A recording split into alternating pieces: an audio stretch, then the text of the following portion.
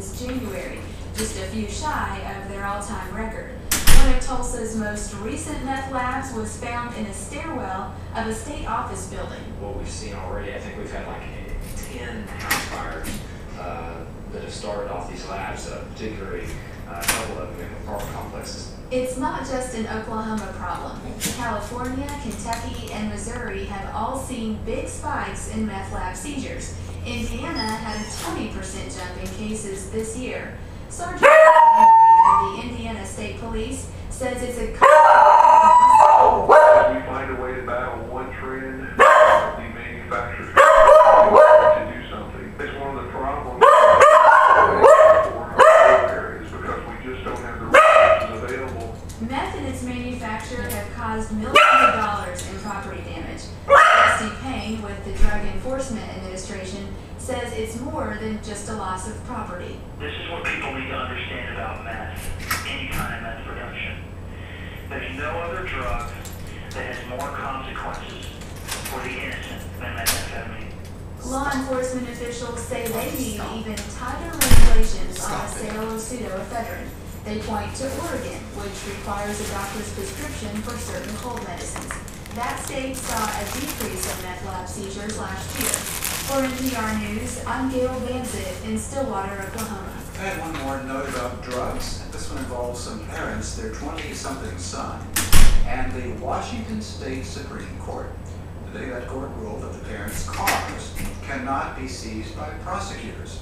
Prosecutors had taken the cars after the son was caught using them as mobile pharmacies selling illicit drugs.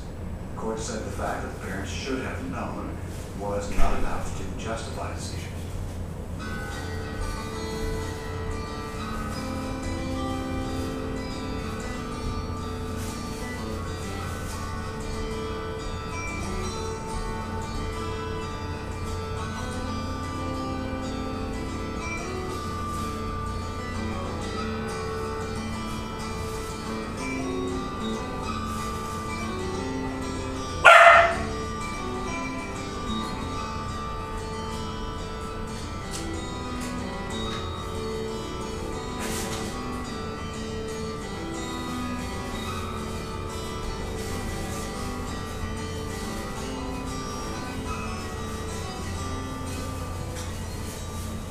You're listening to All Things Considered from NPR News.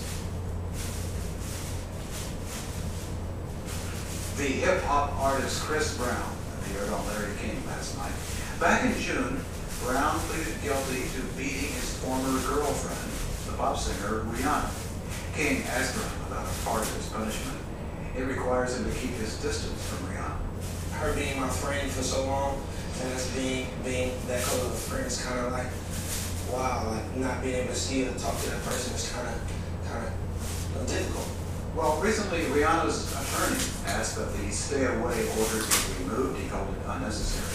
Commentator Yolanda Young has her own experience with domestic violence. Her advice to Rihanna is to keep that order in place. Pop singer Robin Rihanna Fenty has sold more than 12 million records. Most fans know the singer and cover girl model simply as Rihanna. She's a protege of the hip-hop producer Jay-Z. But she's become even more famous recently for being the face of domestic violence. In February, fellow hip-hop artist Chris Brown beat her until 911 was called. Celebrity news site TMZ.com displayed a picture of the star behind a single umbrella. Swollen face, busted lip, and knotted forehead. The Smoky site released a detective report detailing how Brown had punched Rihanna and threatened to kill her. All this brought back pain. When I was 4, I witnessed my father shoot my 23-year-old mother.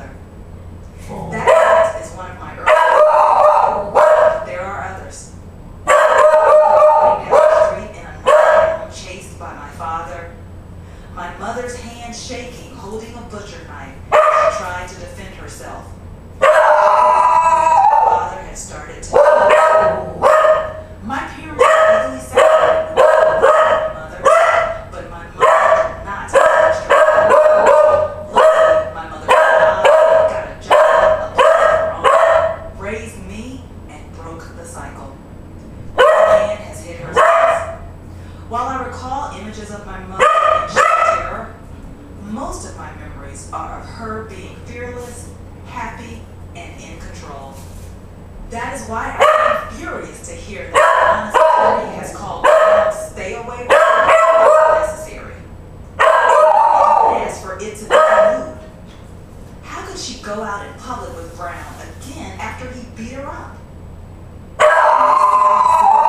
About a woman leaving an unhappy relationship, Rihanna sings, "I'm not coming back." If only she would live up to those words. Listen, I know Rihanna is 21 and a victim. Unlike most victims of domestic violence, she's also wealthy, famous, and admired.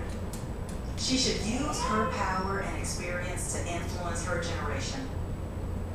My mother was about Rihanna's age when my father started hitting her. My mother even thought the abuse was her fault. It wasn't. It's not your fault either, Rihanna. At least the abuse isn't. But what you do now is your responsibility. Women can stop domestic violence. I saw my mother do it. The stay-away order should be kept in place. But most importantly, Rihanna should stay away from Chris Brown. Commentator Yolanda Young is an attorney and writer in Washington, D.C. Why so many teens want to sail around the world, and the magic touch of the Russian dog wizard is coming up on All Things Considered.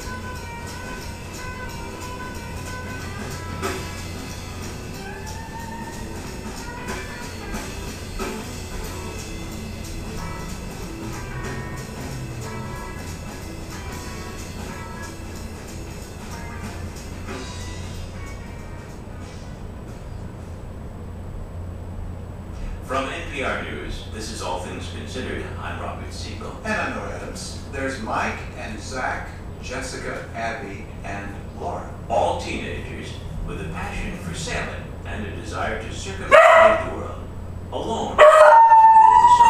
Last weekend, 17-year-old Mike Perrin brought back his story.